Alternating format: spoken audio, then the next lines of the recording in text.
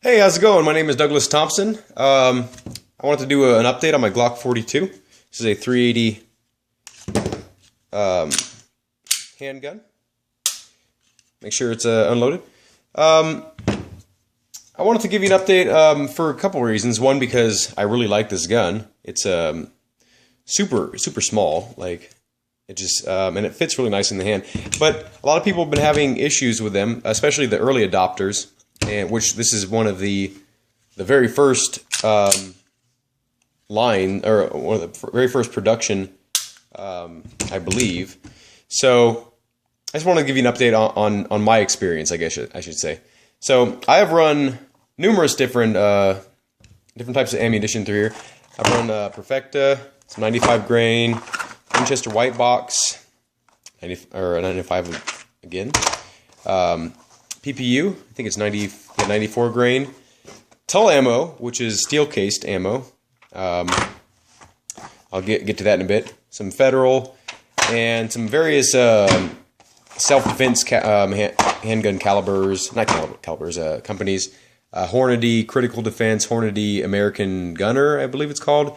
And then some DRT, which is, I guess, a lead-free projectile. So it's like a jacketed with like aluminum core. I don't know, something weird like that. Basically, all of it ran fine. I only had, I think out of the roughly 1,000 rounds I put through it, I had issues with Tull ammo, steel-cased ammo. I haven't tried their brass case stuff. I don't even know if they make brass case for 380, but I'm sure they do. Maybe they don't. But and then I had a single issue with PPU, and I'll get to how many rounds I went through of each, so you can kind of gauge what's the word, the statistics or whatever. And then I had, I believe, one malfunction with Winchester white box, which I've shot the most Winchester white box. I had, I think, 400. I shot like 400 or so rounds of Winchester white box, the flat nose projectiles. And I had one malfunction with PPU, and I shot 150 rounds that day of PPU. And then I had, I think, roughly 4 or 5 malfunctions, and they were failure to feed. All I had to do to clear each malfunction, which it was the same thing each time, it would get caught up, like the slide would be caught like this, like on the back of the cartridge, and all I'd have to do is power stroke it, and it would go into battery. Like I wouldn't have to push it forward or anything, and it would shoot fine, and then feed the next round. Now with these, I had there was one back-to-back failure too. So that's after I cleared the malfunction. Then I shot the next round, and the same thing happened, and then it was fine. But I would say definitely don't use these for self-defense. And if you know anything about steel case ammo, the whole thing about steel is, I guess there's numerous negatives to steel case ammo, but it doesn't expand in your chamber as much, so there's less compression in the chamber, so you get less velocity. And the second thing that I know of is, since it's steel, it has a higher chance, you should say, of damaging your internals, because it's steel on steel rather than a softer metal, like a softer metal like brass. Onto steel. So like when there's one of two weaker metals, like the weaker one is going to give and the stronger one's going to stay intact. So I apologize for I can't think of words right now. I don't know what it is. Maybe I haven't eaten enough food today. But the gun is very small. I have a couple Airsoft guns to show you the size comparison, and people that are gun nuts, or what's the word?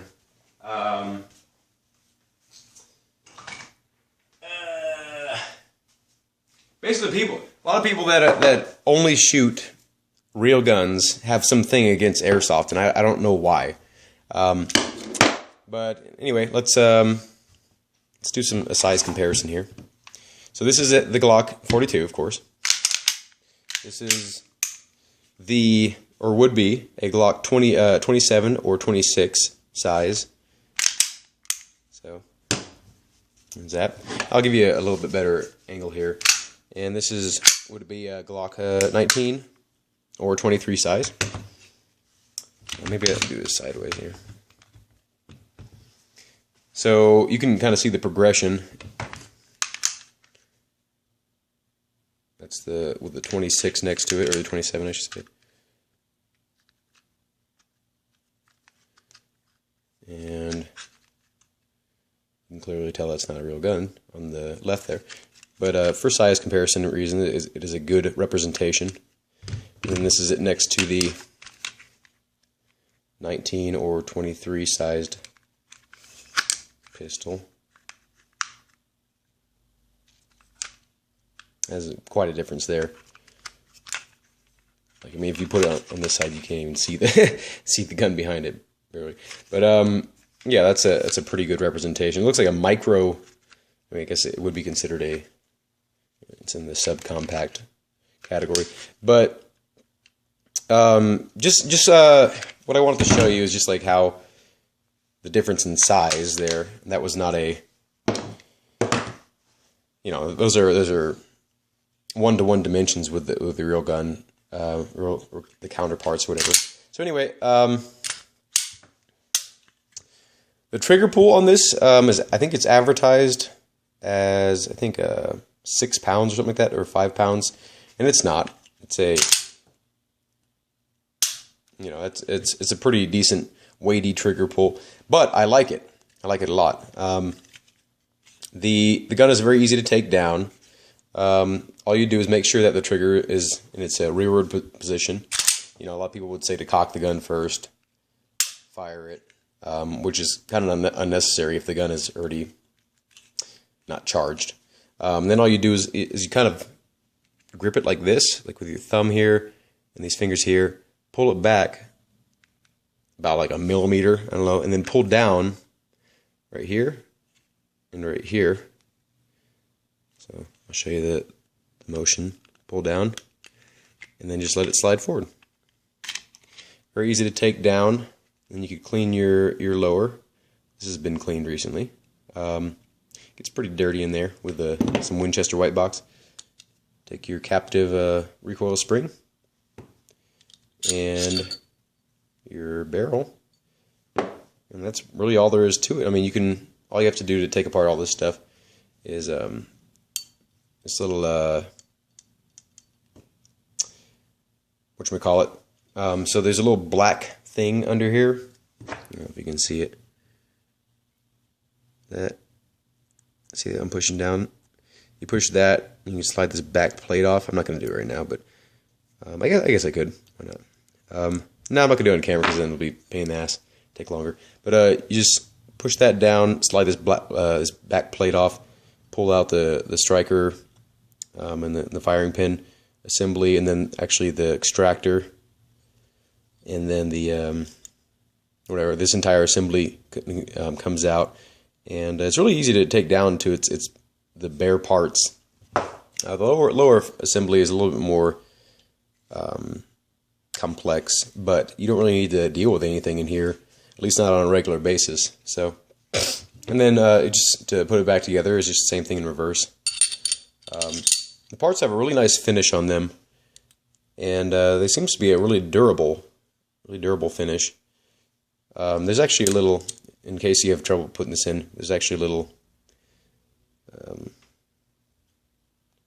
see that little cutaway? It matches the shape right there. The captive spring. You want to get it all the way down in there because a lot of people just will put it in like that, and then they'll have trouble getting it down. So you want to get it to that next little step. We'll push it in a little bit and then get it all the way seated. And then you just slide it on like this. And there you go. Anyway, so I just wanted to let you know that my personal 42 did not display the same issues that I see a lot of people having.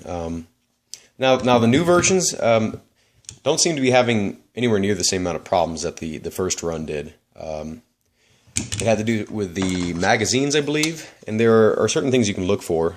I think actually 3 different types of magazines here, but you can see that there's a little 2 on this one, but there's also differences in like here. See how it's rounded off there, and then it's like squared off there. There's other differences, but there have been 3 revisions from what I know of the magazine, and I'm not sure. I think the follower design is different, and then also a few other things in the shape of the magazine, and then also some of the other parts that are different are the frame. They have a different frame, a version 2 frame. They have different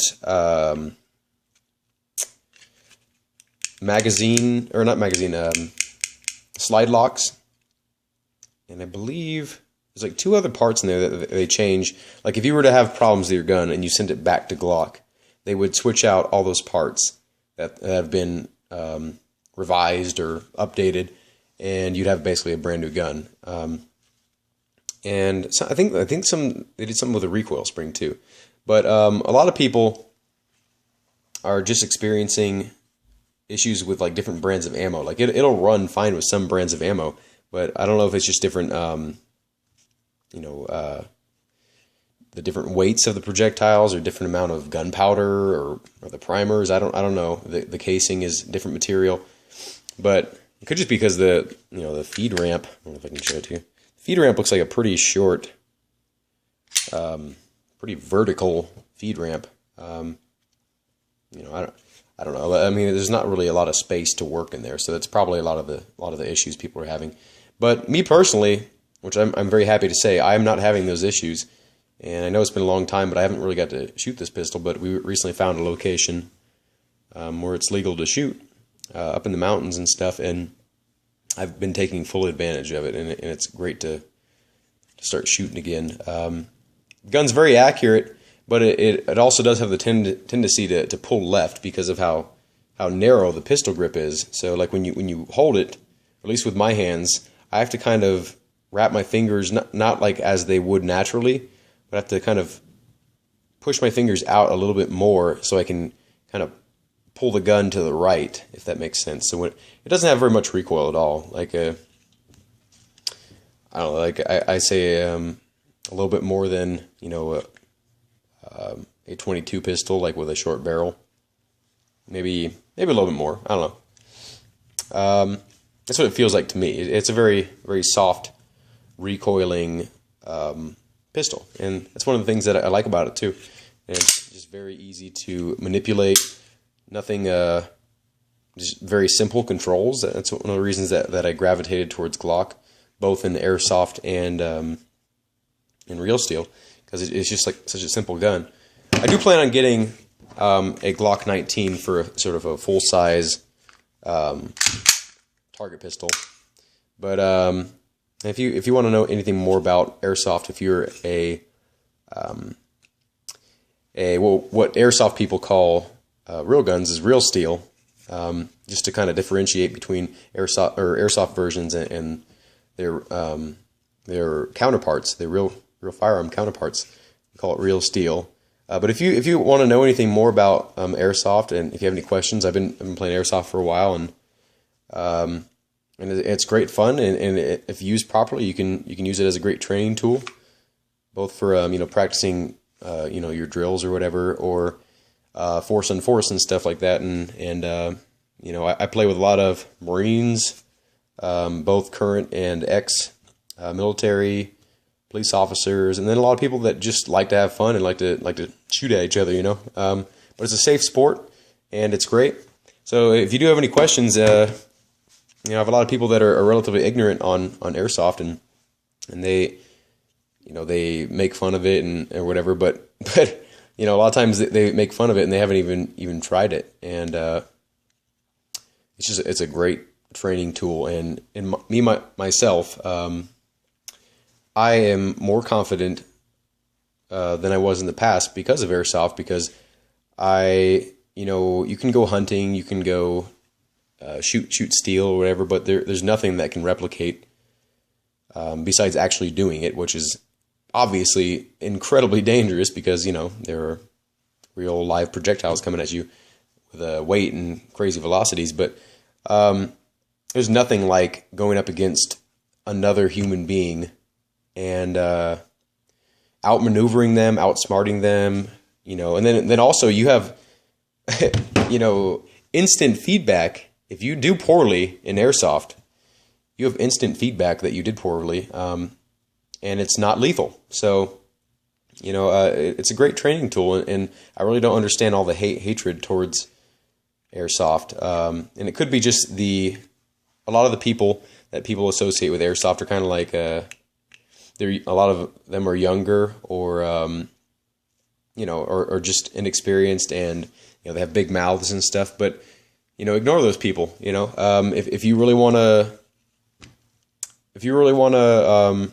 you know, use Airsoft as a training tool and you don't want to play those people, don't play those people.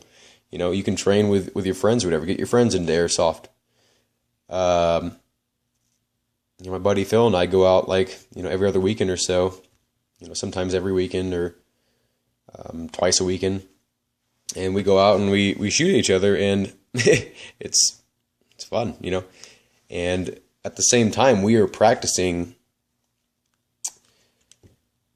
everything associated with firearms, you know, self-defense and offensive, defensive tactics, everything. And there's no reason not to use it as a training tool. So anyway, I hope this video has been informative, and if you have any questions on the Glock 42 or, like I said, Airsoft or whatever, feel free to ask me any question you'd like. Feel free to talk shit, because I know some people will, and that's fine. But anyway, but just try to have your facts straight and try to you know, think about it in a positive light too, because it's not all about it's not only the world is not only for one type of person. So it's great to have many options, especially for training for self-defense reasons and stuff. So hit me up if you'd like, though. Rate and subscribe. Hopefully this video has been informative, and I wish you the best and have a good day.